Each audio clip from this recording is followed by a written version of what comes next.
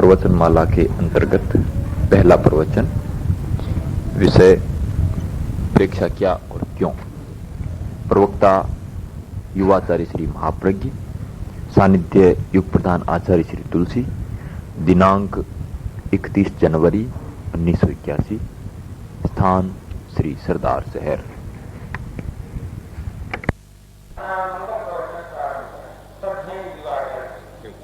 प्राण ज्योति पुंज गुरुदेव, बंधुओं बहनों, हम उस दुनिया में सांस ले रहे हैं जहां ध्वनि चली जाती है, प्रतिध्वनि बच जाती है।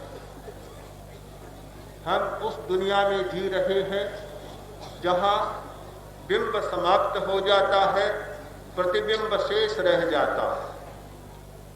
हम उस दुनिया में एक अभिनय कर रहे हैं जहां क्रिया समाप्त हो जाती है और प्रतिक्रिया चिरजीवी बन जाती है। ये प्रतिध्वनियां, ये प्रतिबिंब और प्रतिक्रियाएं हमारे मन को दुखी बनाती हैं, मन में तनाव पैदा करती हैं। आज के संसार की सबसे विकटतम समस्या है तनाव, मानसिक तनाव। तनाव क्रिया से पैदा नहीं होता, तनाव ध्वनि से पैदा नहीं होता, बिंब से पैदा नहीं होता, वह पैदा होता है प्रतिक्रिया से, प्रतिध्वनि से और प्रतिबिंब से। हम इस दुनिया में सुख की सांस ले सकें और तनाव से मुक्त रह सकें, क्या ऐसा संभव है? असंभव दुनिया में कुछ भी नहीं होता। हम अपनी अक्षमता के कारण, अपने अज्ञान के कारण संभव बात को भी असंभव मान बैठते हैं। पर हमारी क्षमता का विकास हो, हमारा ज्ञान बढ़े तो असंभव कुछ भी नहीं रहता, सब संभव बन जाता है हमारे लिए।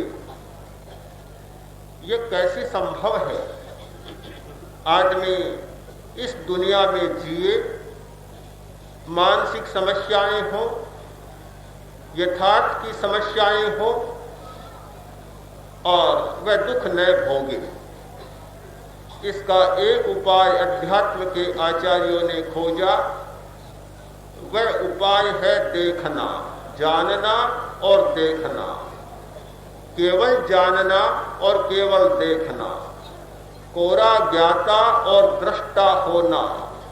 जो व्यक्ति केवल जानता है, केवल देखता है, भोगता नहीं है, वह इस समस्या से बच सकता है, मानसिक तनाव से बच सकता है। यह कैसे होगा कि समस्या न हो, परिस्थिति न हो, प्रतिकूलता न हो? यह कैसे हो सकता है जहां लाखों लाखों करोड़ों करोड़ों आदमी हैं, जहां एक पूरा सौर मंडल है और उससे विकिरण हो रहा है और वह हमें प्रभावित कर रहा है, जहां विशाल प्राणी जगत है, वनस्पति से लेकर और पशु जगत तक, जहां पृथ्वी और उसका परिमंडल है, परिवेश है, पर्यावरण है। इन सारी परिस्थितियों में यह कैसे संभव है कि समस्या न हो? समस्या तो होगी। समस्या को जानना, देखना एक बात और समस्या को भोगना है दूसरी बात। प्रश्न होता है, प्रेक्षा ध्यान क्या है? संक्षिप्त सी व्याख्या प्रस्तुत कर रहा हूं कि घटना को, समस्या को, परिस्थिति को केवल जानना, देखना, भोगना नहीं, यही है प्रेक्षा। ऐसा करने वाला सचमुच प्रेक्षा ध्यान की साधना में गतिशील हो जाता है। हम लोग जानते नहीं, देखते नहीं, भोगते ज्यादा है, इसीलिए सारी समस्याएं पैदा होती है।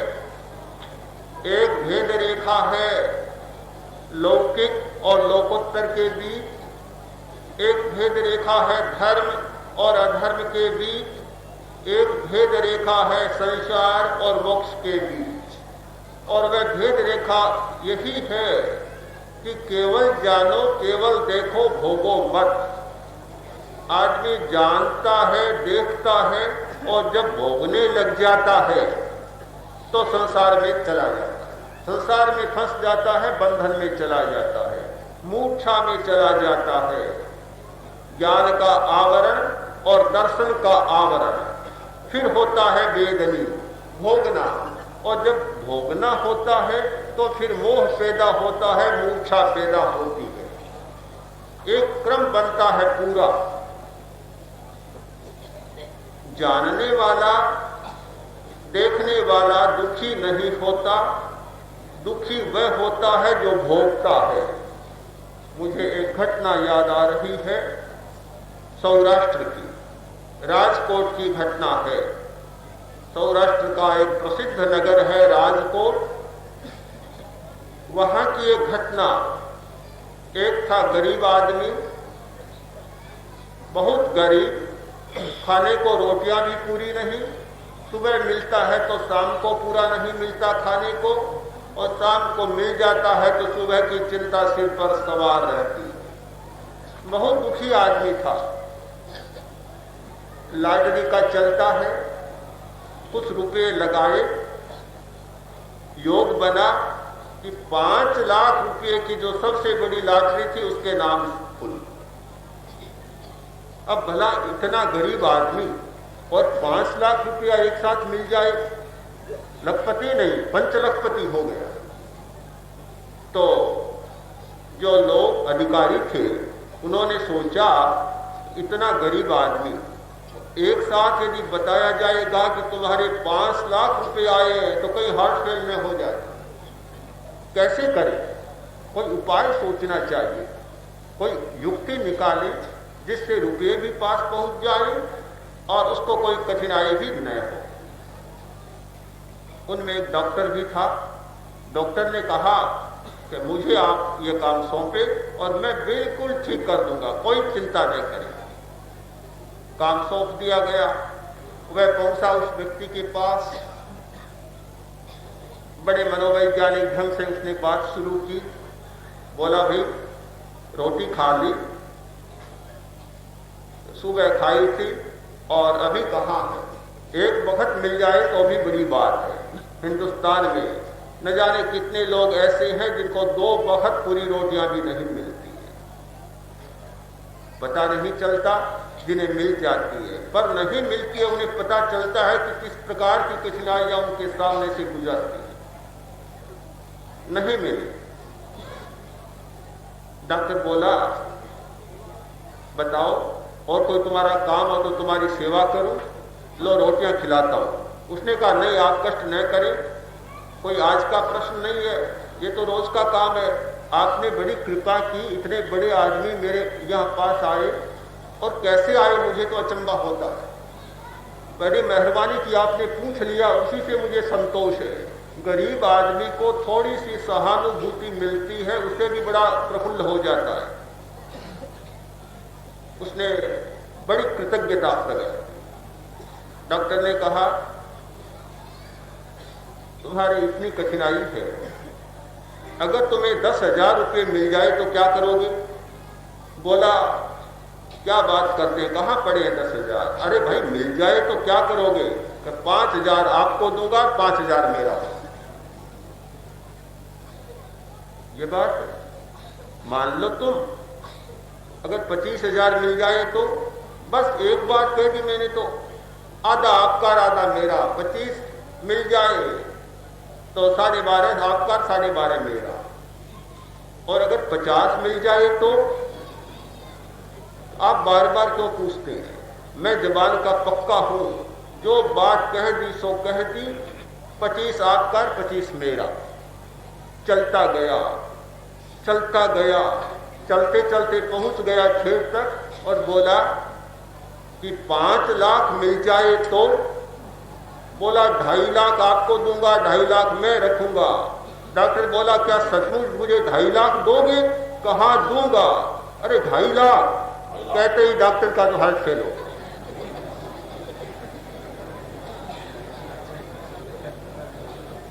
गया था उसे बचाने और स्वयं बच गया, पार पहुंच गया। घटना को जानना एक बात है, घटना को भोगना दूसरी बात। जानता जानता भोगने में लग गया, भोक्ता बन गया। और जहां आदमी भोक्ता बन जाता है, परिस्थिति के बहाव में बहने लग जाता है, तब भोगने की स्थिति में सारी समस्याएं पैदा होती है, दुख पैदा होते हैं। न 2.5 लाख का प्रश्न था डॉक्टर को, न कोई 2,500 का प्रश्न था, कुछ भी नहीं था, किंतु भोक्ता बन गया। ऐसा अभिनय नाटक खेलना शुरू किया, पैसा एक भी हाथ नहीं लगा और प्राण चले। प्रेक्षा का मतलब है हम इस प्रकार का अभ्यास करें, घटना को जाने, घटना को देखें किंतु भोगे नहीं। जो आदमी घटना को जानता है, देखता है, वह मूर्छा से बच जाता है। उसकी जागरूकता समाप्त नहीं होती। जैसे ही भोगना शुरू करता है, मूर्छा का वलय घेर लेता है और मूर्छा का व्यूह ऐसा अभेद्य होता है कि उसकी संतति इतनी आगे से आगे चलती है कि कभी उसका अंत नहीं होता। यह जीवन की एक अंतहीन परंपरा है, जिसे तोड़ना व्यक्ति के बस की बात नहीं रहती। कन्फ्यूशियस से पूछा गया, साधना करना चाहता हूं, क्या करूं? केवल कन्फ्यूशियस से नहीं पूछा गया, यह प्रश्न महावीर से पूछा गया, बुद्ध से पूछा गया और कृष्ण से पूछा गया। जितने जितने अध्यात्म के महान अवतार हुए हैं, उन सब से उनके अनुयायियों ने यह प्रश्न पूछा कि साधना कैसे करो। उत्तर भी लगभग सबका समान है। कन्फ्यूशियस ने कहा, केवल कानों से सुनो, केवल सुनो। शिष्य बोला, सुनता हूं, इससे कैसे साधना होगी? अरे मेरी बात पर तुमने ध्यान नहीं दिया। मैंने विशेषण क्यों लगाया है? मैंने यह नहीं कहा सुनो, मैंने यह कहा कि केवल सुनो, केवल सुनो, केवल देखो, केवल चखो, केवल छुओ। केवल सब क्यों है? हम कानों से सुनते हैं, पूरी बात सुनते नहीं और पहले ही एक गंदी नाली आकर उसमें मिल जाती है, प्रियता की या अप्रियता की, राग की या द्वेष की। बात पूरी नहीं सुनते, उससे पहले ही बीच में ही कुछ लोग तो उत्तेजना में आ जाते हैं, कुछ लोगों में वासना जाग जाती है, कुछ लोगों में विकार जाग जाते हैं और न जाने क्या क्या भावनाएं जाग जाती है। पूरी बात को समझने का भी प्रयत्न नहीं करते। कब हम केवल सुनते हैं, सुनते नहीं हैं, सुनने के साथ साथ न जाने कितनी स्मृतियां उभर आती हैं, कितनी कल्पनाएं घेर लेती हैं, विकल्प और विकल्प सताने लग जाते हैं। क्या केवल खाते हैं, केवल चखते हैं? किसी भी चीज को केवल चखना बड़ा कठिन होता है। चखने के साथ साथ जैसे ही जीभ पर कोई चीज जाती है, या तो अच्छी है या बुरी है, प्रिय है अप्रिय है, स्वादिष्ट है या खराब है, यह भावना उसके साथ साथ जुड़ जाती है। केवल खाने वाला बहुत दुर्लभ मिलेगा। हमारा यह अभ्यास कि केवल करें, केवल जानें, केवल देखें, केवल खाएं, केवल चखें, केवल छुएं, केवल सुने, एक बात सध जाए, प्रेक्षा ध्यान अपने आप सध जाए। एक बहुत बड़ा सूत्र है साधना का, जानना और देखना, ज्ञाता होना और दृष्टा होना। हम जब जब जानने की स्थिति में आते हैं, देखने की स्थिति में आते हैं, तब तब मूर्छा का प्रवाह हमारे साथ चलता है। आंख से देखते हैं जो चक्षु का दर्शन, कान से सुनते हैं यह अचक्षु का दर्शन है। चक्षु नहीं है, अचक्षु का दर्शन है। देखने की स्थिति एक और बनती है कि जहां कोई इंद्रियों का उपयोग नहीं होता, किंतु हमारे चैतन्य केंद्र जाग जाते हैं, सक्रिय हो जाते हैं। हमारे शरीर में बहुत चैतन्य केंद्र हैं, वे सक्रिय होते हैं, जाग जाते हैं। उनसे देखते हैं, जानते हैं, तो वह अवधि का दर्शन होता। और जब साधना के द्वारा पूरे शरीर को चुंबकीय क्षेत्र बना लेते हैं, पूरे शरीर को पारदर्शी बना लेते हैं, सारे शरीर से चेतना की रश्मियां बाहर फूटने लग जाती हैं, तब हमारा केवल दर्शन होता है। हम बाहर की वस्तु को भी जानते हैं, देखते हैं, और अपने भीतर की वस्तु को भी जानते हैं और देखते हैं। बाहर की वस्तु को देखते हैं तब दर्शन होता है। बाहर की वस्तु को एक टक देखते हैं, अनिमेष देखते हैं, अपलक देखते हैं, तो योग की भाषा में हमारा त्राटक होता है।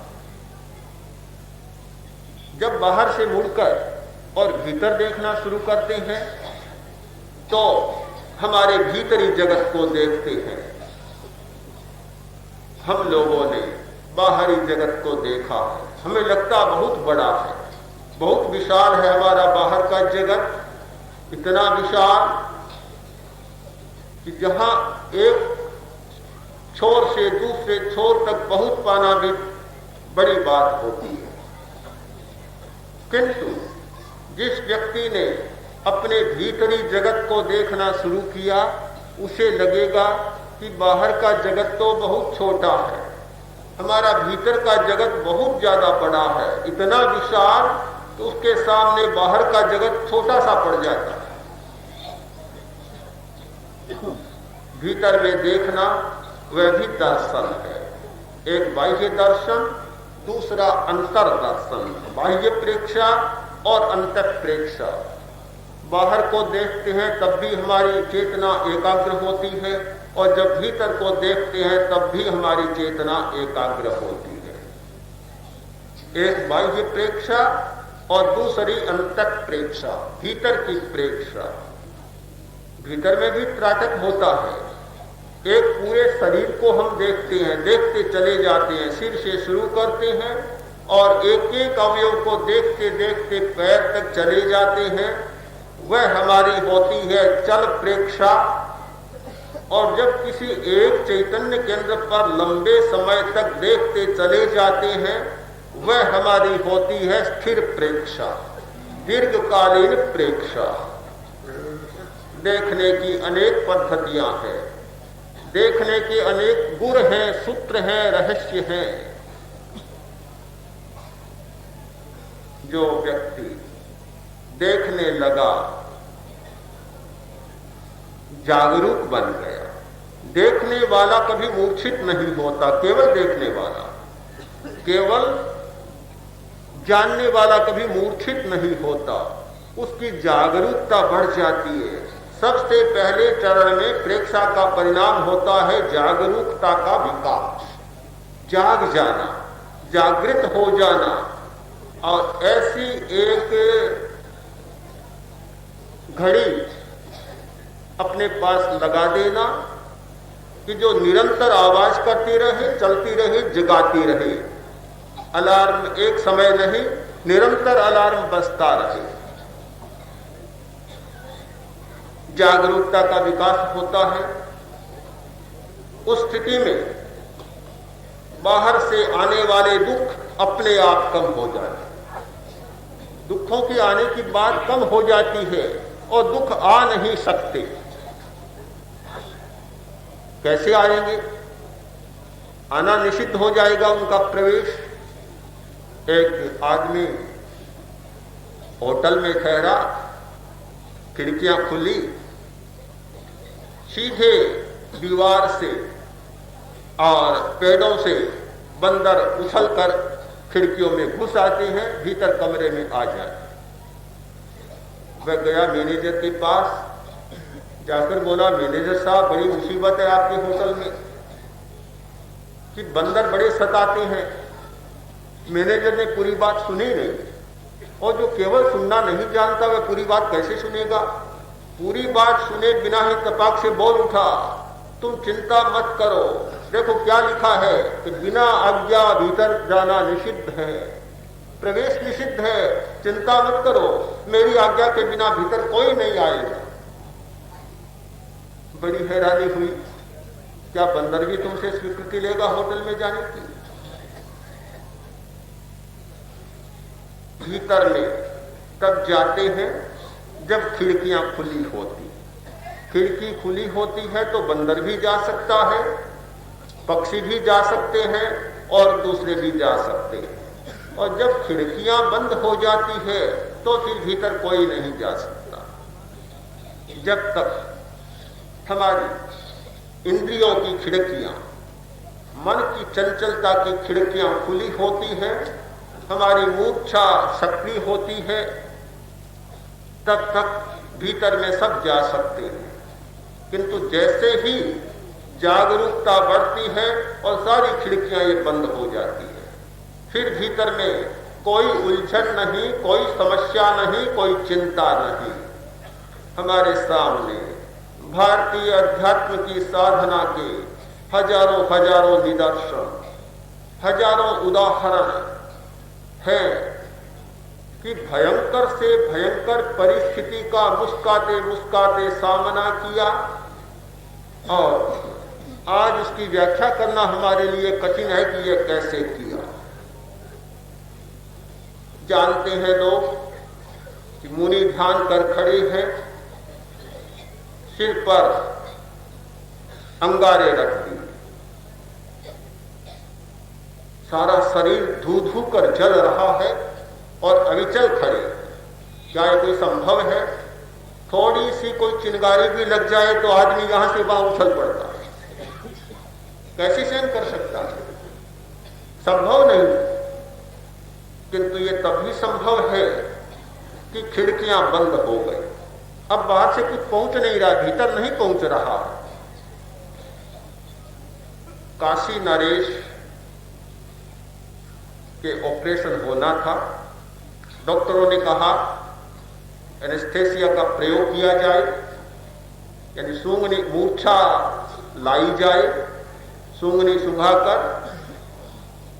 तो नरेश ने कहा आपको ये सब कुछ करने की जरूरत नहीं है, आप ऐसी बात कोई मत करें, मुझे गीता दे दें और जब मैं पढ़ते पढ़ते उसमें डूब जाऊं आप अपना काम करें, ऑपरेशन कर देना, आपको चिंता करने की कोई आवश्यकता नहीं है। क्या यह संभव है इस स्थिति में ऑपरेशन हो जाए? हमने स्वयं देखा है, एक श्रावक, बड़े दृढ़ श्रद्धा के श्रावक, राजल देसर के चांदमल जी बैद, बड़े तत्वज्ञ और बड़े भक्त आदमी, उनके अधीत हो गया, कार्बंकर का ऑपरेशन होना था। यही प्रश्न आया मूर्छा की दवा सुंघाने का, उन्होंने कहा कोई जरूरत नहीं, मैं ध्यान में सामायिक कर ध्यान में बैठ जाता हूं और फिर जो कुछ आपको करना हो कर लेना। इतना बड़ा मेजर ऑपरेशन, और उसमें एकदम पद्मासन लगाकर बैठ गए और डॉक्टरों ने अपना काम कर लिया। क्या ये कैसे हो सकता है? असंभव नहीं लगता है क्या? असंभव लगता है। मैंने पहले ही कहा, इस दुनिया में असंभव कुछ भी नहीं होता। सारी बातें सापेक्ष होती हैं, सारी बातें सापेक्ष होती है। एक स्थिति में एक बात असंभव लगती है, दूसरी में संभव लग जाती है। तो ये सारी बातें बनती है देखने के द्वारा, जानने के द्वारा। प्रेक्षा का मतलब है जानना और देखना। केवल जानना और केवल देखना, भोगना नहीं। जब हम जानने और देखने की स्थिति में आ जाए, ज्ञाता और दृष्टा बन जाए और भोगने का रास्ता जो खुला है उसे बंद कर दे, बस प्रेक्षा ध्यान की साधना हो गई और उसका परिणाम हमारे सामने आ गया। इस प्रश्न का उत्तर आपको मिल जाएगा कि प्रेक्षा क्या और क्यों, दोनों बातें स्पष्ट। प्रेक्षा ध्यान के प्रयोग से बीमारियां दूर होती हैं, इसे मैं बहुत गौण बात मानता हूं। होती है ये निश्चित है। जैसे अभी आपको बताया, आज की घटना ही, आज ही भाई आए हैं वहां से, तमिलनाडु से, और उन्होंने बताया ऐसी एक नहीं सैकड़ों घटनाएं हमारे सामने हैं। और प्रेक्षा ध्यान के प्रति जो आकर्षण बढ़ रहा है उसका एक कारण यह भी मानता हूं कि स्वास्थ्य भी ठीक होता है, शारीरिक भी और मानसिक भी। इसीलिए लोगों के मन में भावना जागती है कि एक बार तो हमें यह प्रयोग करना है। पर मैं इसे बहुत महत्व नहीं देता। महत्व तो मानता हूं पर गौण बात मानता हूं, मुख्य बात नहीं मानता। इसे अनाज नहीं मानता। अनाज के साथ होने वाली तूड़ी या पलाल मानता हूं आचार्य भिक्षु के शब्दों में। पर प्रश्न है कि कैसे ठीक होता है, इसका समाधान भी देना चाहता हूं। हमारी चेतना, चित्त और प्राण, ये दोनों हमारे जीवन के मुख्य तत्व हैं। जहां चित्त जाता है, मन जाता है, वह प्राण जाता है। जहां प्राण जाता है वह मन जाता है।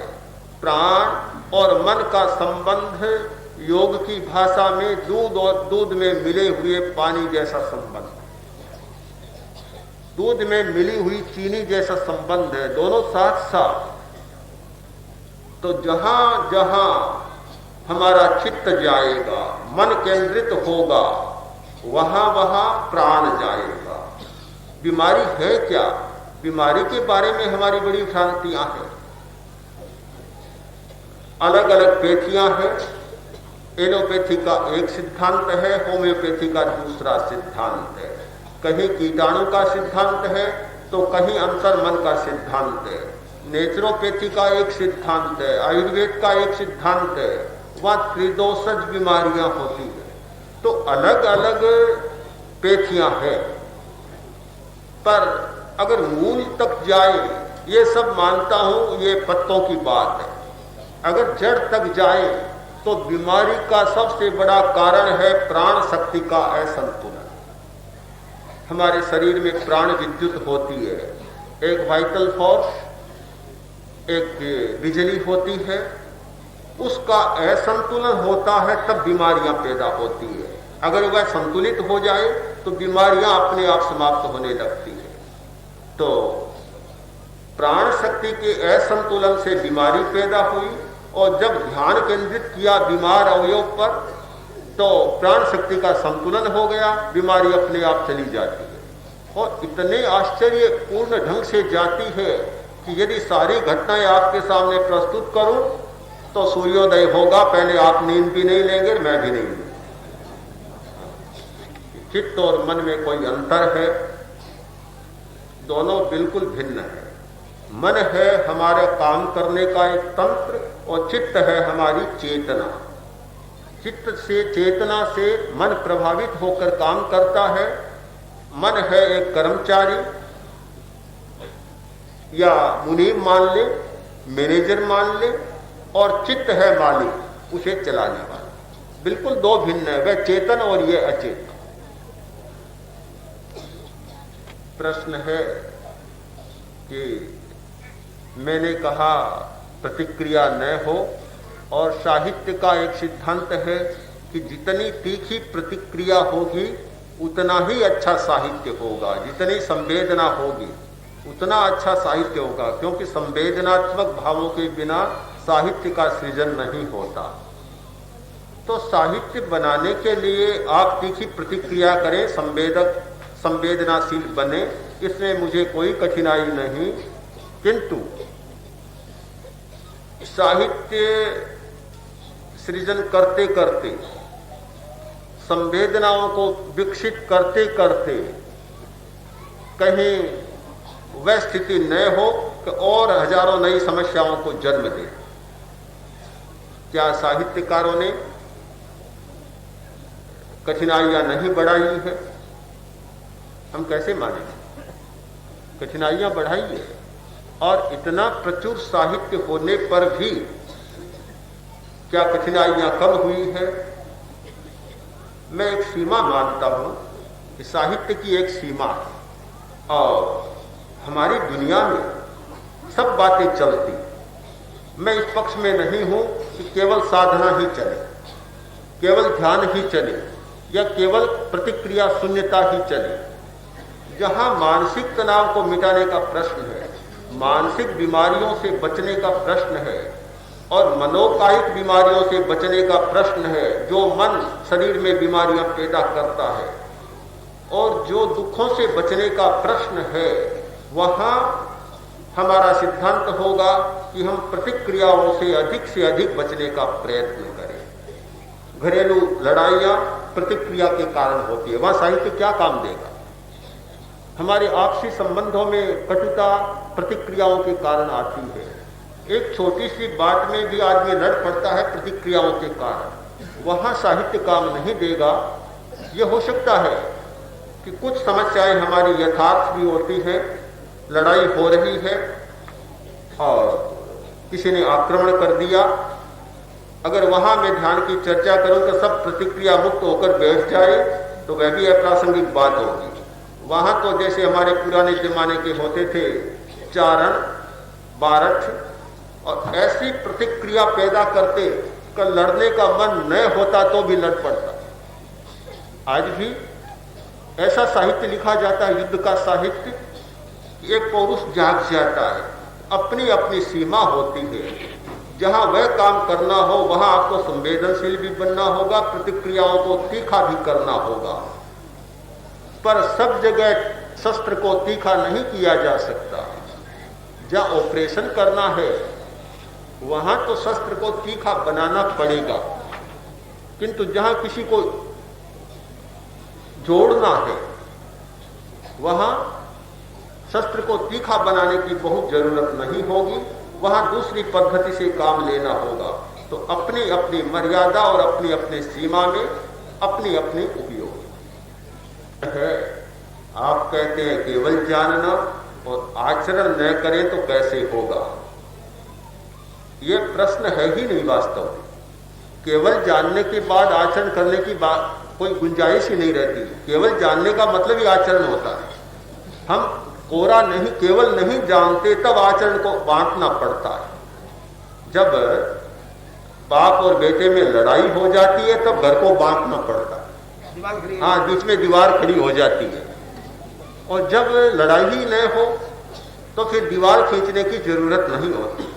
तो जितने आचरण है वे उस स्थिति में है कि हमें केवल जानने का अभ्यास नहीं है, तो आचरण के बहाने वह केवल जानने का अभ्यास शुरू करें। प्रश्न है एक डॉक्टर का कि चित्त और मन को अलग अलग बताया गया, तो चित्त कहाँ रहता है हमारे शरीर में और मन कहाँ रहता है? मन मस्तिष्क की क्रिया है या नाड़ी संस्थान? नाड़ी संस्थान में मन की क्रिया होती है और चित्त भी नाड़ी संस्थान में ही अपनी क्रिया करता है, किंतु दोनों की क्रियाएं अलग होती है। हमारी ऐसी स्थिति आती है कि जहां मन नहीं रहता, अमन बन जाता है, चेतना बिल्कुल रहती है। चित्त का प्रवाह भीतर से आता है और उसके आने का मुख्य स्रोत है हमारी अंतःस्रावी ग्रंथियां, एंडोक्राइन सिस्टम से वह आता है। जो ग्लैंड्स हैं उनसे जो स्राव होता है वह रिस रिस कर चेतना भीतर से बाहर आती है और वह हमारे मस्तिष्क को, पूरे स्नायु संस्थान को प्रभावित करती है। तो चित्त है हमारी भीतर की चेतना और उसका एक भाग है, मुख्यतः हमारे सिर के दो भाग हैं, बायां और दायां। तो ये बायां भाग है, ये चित्त का उतना विकसित नहीं है जितना कि दायां भाग है। दाएं भाग में चित्त की क्रिया ज्यादा प्रकट होती है, यानी ग्रंथियां मस्तिष्क के दाएं भाग को अधिक प्रभावित करती हैं और उनमें से चेतना बाहर आती है। प्रश्न है कि प्राण शक्ति के असंतुलन से बीमारियां होती है, तो पहले तो ज्ञात नहीं होता कि कब और कहां हुआ, और ज्ञात हो जाए तो उसका संतुलन कैसे किया जाए। ज्ञात होने की तो जरूरत नहीं है, जब सामने लक्षण आ गए बीमारी के तो समझ लो कि कहीं गड़बड़ है, प्राण शक्ति असंतुलित हुई है। बिल्कुल उससे पता चल जाएगा, बीमारी अपने आप कह देगी कि प्राण शक्ति तुम्हारी गड़बड़ा गई। और जब ये पता लग जाए तो फिर प्राण शक्ति को संतुलन करने के लिए जिस स्थान पर पीड़ा हो, संवेदन हो, उस पर ध्यान केंद्रित करें, उसे देखना शुरू कर दें। उसे देखना शुरू करें तो संतुलित होगी। और भी कुछ स्थान है, मर्म के स्थान, जहां देखने से प्राण शक्ति संतुलित होती है, जैसे हमारा घुटना, एडी, ये कुछ ग्रंथियां, ये ऐसे केंद्र हैं कि जहां ध्यान केंद्रित करने से प्राण शक्ति संतुलित होती है। एडी बाहर से प्राण को खींचती है, हमारा सिर बाहर से प्राण को खींचता है, घुटना समूचे शरीर में संतुलन रखता है, वितरण करता है। इन केंद्रों को ठीक से जान ले तो संतुलन करने की हमें सुविधा हो। बस समय संपन्न है। अब आचार्य प्रवक्ता का आशीर्वचन। दिन है और प्रथम दिन के प्रथम प्रवचन में केवल प्रेक्षा की चर्चा हुई है। प्रेक्षा क्या और क्यों, आगे के प्रवचनों में इन सब का अलग अलग विवेचन किया जाएगा। प्रेक्षा कोई अजनबी वस्तु नहीं है, कोई बाहर से आने वाली वस्तु नहीं है, ये तो हमारे पास में। अब देखिए, जब हम कहीं आकृष्ट होते हैं तो कितना गहराई से देखते हैं किसी आकृति पर। हम जब आकृष्ट हो जाते हैं तो हमारी दृष्टि वहीं जाके टिकती, बार बार टिकती है, और ज्यों दृष्टि टिकती है त्यों हमको एक प्रेरणा मिलती है। तो प्रेक्षा ही तो हुई है। अंतर अलग हो गया, हमारा लक्ष्य अलग है, दृष्टिकोण अलग है। अगर वही प्रेक्षा, वो भी एक प्रतिक्रिया है, किंतु प्रतिक्रिया शून्य होकर हम प्रेक्षा करें तो वो एक बात अलग हो जाएगी। प्रेक्षा का मतलब इतना ही कि हम किसी भी वस्तु को प्रतिक्रिया शून्य होके गहरे में जाके देखें, देखें, देखें और देखें, देखते चले जाएं, और इतना देखते चले जाएं अपने आप को खो दें उसमें। अगर ऐसा कर लेते हम लोग, दुरूह है, कठिन है, किंतु अभ्यास के सामने कोई कठिन नहीं है। अभ्यास अगर किया जाए तो कोई कठिन बात नहीं है। इस तरह की प्रेक्षा का हम अभ्यास करें तो मेरा ख्याल है इस प्रश्न का समाधान होगा। आज आप देख लीजिए ना, मौसम बदल गई, ठंडी हवा चल रही है, वहां जो बहनें बैठी हैं कितनी ठंड में बैठी हैं, आप उनकी प्रेक्षा देखिए। इतनी ठंडी हवा में बैठी बैठी भी आवाज नहीं कर रही है, शांति से बैठी है, उनको सर्दी नहीं सताती। ये भी एक प्रेक्षा है, प्रतिक्रिया शून्य प्रेक्षा इनकी है। उदाहरण तो ये है, इस तरह से हम लोग प्रतिक्रिया शून्य प्रेक्षा का अभ्यास थोड़ा थोड़ा बढ़ाना शुरू कर दें।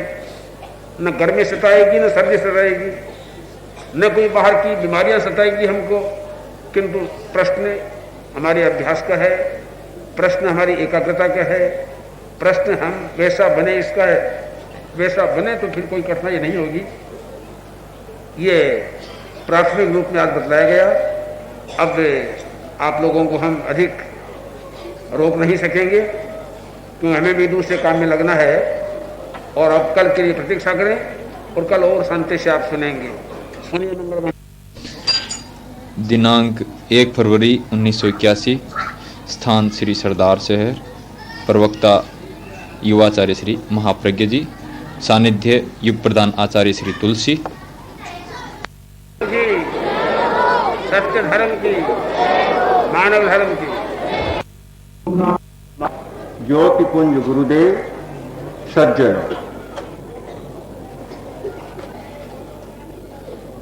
हम उस दुनिया में जीते हैं जहां आग भी है और हवा भी है। हमारे भीतर में, इस शरीर के भीतर एक आग है और उस आग के द्वारा हमारा समूचा जीवन चल रहा है। आग बुझ जाती है, जीवन समाप्त हो जाता है। आग जलती है, जीवन की यात्रा चलती है। आग जहां होती है उसे वायु चाहिए। एक नियम है, यत्र अग्नि तत्र वायु। जहां आग है वहां वायु होगी। वायु के बिना आग प्रज्वलित नहीं होती। जहां वायु नहीं है वह आग भी नहीं है। आग के लिए, जलने के लिए वायु का होना जरूरी है। हमारे प्राण की अग्नि प्रज्वलित रहती है जब उसे श्वास वायु मिलती है। श्वास की वायु न मिले तो प्राण की अग्नि भी बुझ जाती है। प्राण की अग्नि का और श्वास का बहुत गहरा संबंध है। मुझे आश्चर्य होता है, हम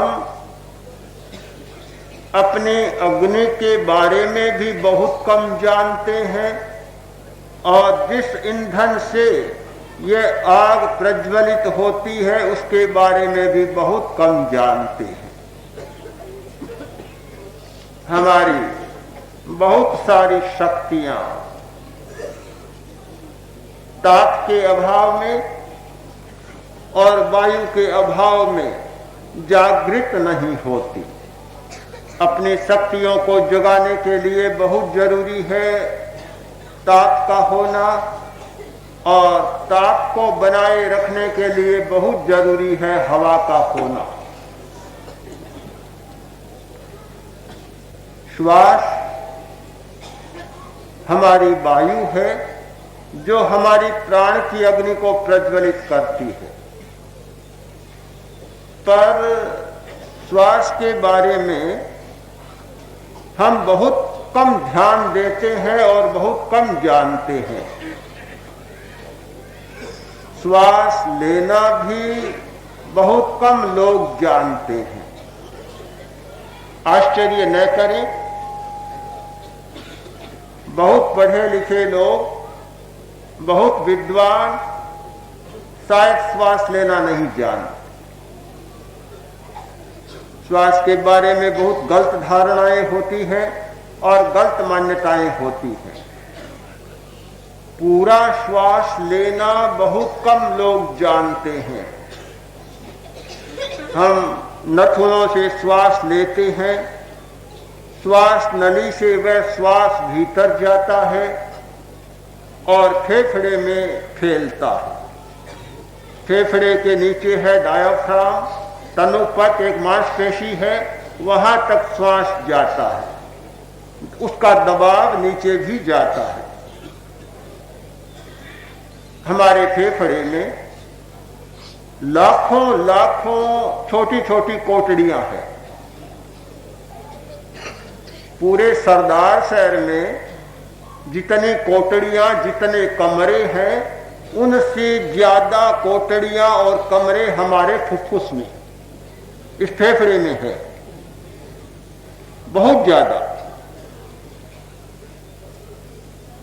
पर उनका दरवाजा खुलता नहीं। उनका दरवाजा खुले तो हमारी शक्तियां जागती है। वे दरवाजे बंद के बंद रहते हैं। इसका कारण भी है कि वहां तक उन्हें खोलने वाली वायु पहुंच ही नहीं पाती, ऑक्सीजन वहां तक पहुंच ही नहीं पाता जो उन दरवाजों को खोल सके, उन कोठड़ियों को खोल सके। बहुत छोटी सांस लेते हैं हम लोग, और इसीलिए हर आदमी की शिकायत होती है कि मन बहुत चंचल है। बड़ा आश्चर्य है कि सारा दोष बेचारे मन का। मन चंचल है। लोग कहते हैं एक विकल्प के बाद विकल्प, इतने विचार आते हैं कि परेशान हो जाते हैं। हजारों लोग ऐसे मिलेंगे जो और दुनिया में किसी वस्तु से परेशान नहीं है, अपने मन से परेशान है, अपने विकल्पों से परेशान है और अपने विचारों से परेशान है। उन्हें ये अपने ही विचार का भूत सताता है और अपने ही विकल्प ग्रसते चले जाते हैं। कोई दूसरा हो तो उपाय भी सीधा हो जाता है, पर अपने घर का कोई उपाय सहज मिलता नहीं। यह मन की समस्या, मन की उलझन, विचारों की समस्या एक बहुत बड़ी समस्या है। बहुत लोग पागल होते हैं और न जाने कितने पागल खाने होंगे दुनिया में। जो लोग बहुत ज्यादा धनी हैं वे बहुत पागल होते जा रहे हैं, बहुत पागल होते जा रहे हैं। इतनी चिंता, इतनी व्यस्तता कि उनके सामने इतनी अनिद्रा, इतनी अभूत, हाँ, इतनी अनिद्रा, इतनी अभूत, यानी खाना नहीं भाता, अच्छा नहीं लगता।